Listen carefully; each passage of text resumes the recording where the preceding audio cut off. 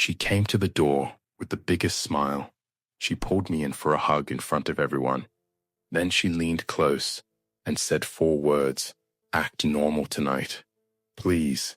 I smiled and nodded because my phone was already connected to her TV. 2 years of messages she never thought I would see. 2 years of voice notes she never thought would leave her phone.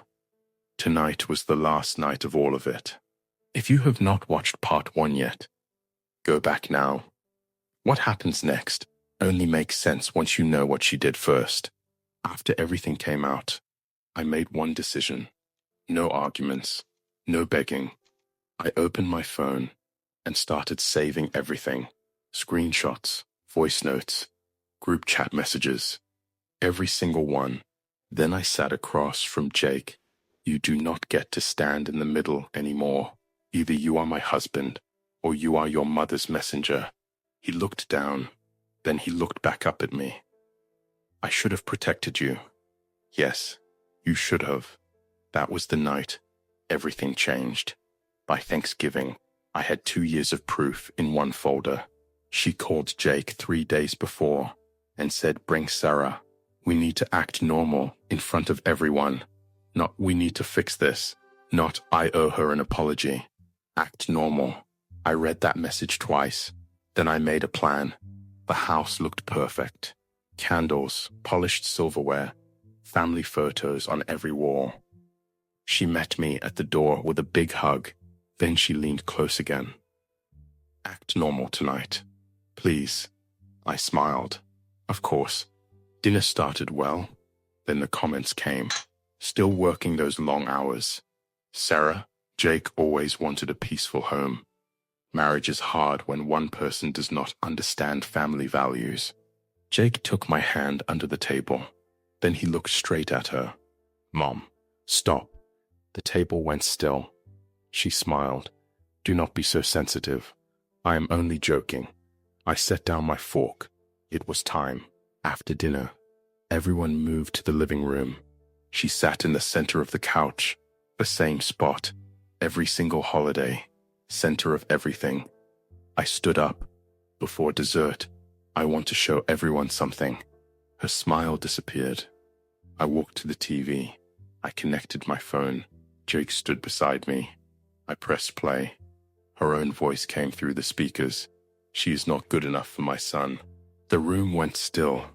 She will ruin his life if he lets her. Nobody moved. I have already found better options for him. Then the screenshots filled the screen. She is controlling him. She is using him. She does not belong in this family. Her face went pale. Her sister covered her mouth. Jake's father stared at the screen and did not look away. Then the final voice note played. Her own words, in that quiet room. "If I keep pushing, eventually he will leave her. He just needs to remember who loved him first." Nobody spoke. That was not concern. That was not a mother protecting her son. That was control. From the very first day, she stood up. I can explain. Her own husband stopped her. "No, you cannot." Jake's sister looked at me with tears on her face. "Sarah, the first, I'm so sorry." I looked at the woman who had called me daughter for 2 years. My voice stayed calm. "You spent 2 years trying to destroy my home." She opened her mouth. "Tonight, I just showed everyone what kind of home you actually built." Nothing came out. For the first time, she had nothing left to say. I picked up my bag. Jake took my hand. We walked out together. No shouting, no tears, just done. 2 days later, Jake went low contact. His choice. His father moved to the guest room. His sister called 3 times that week. Cousins came forward, saying she had told them different versions of the same lies for years. The pattern was finally clear to everyone. She was never protecting her son. She was controlling everyone around her. Jake and I did not fix everything overnight. I told him directly, "I can forgive you, but I will not forget that I stood alone for 2 years while you stayed quiet." He did not argue.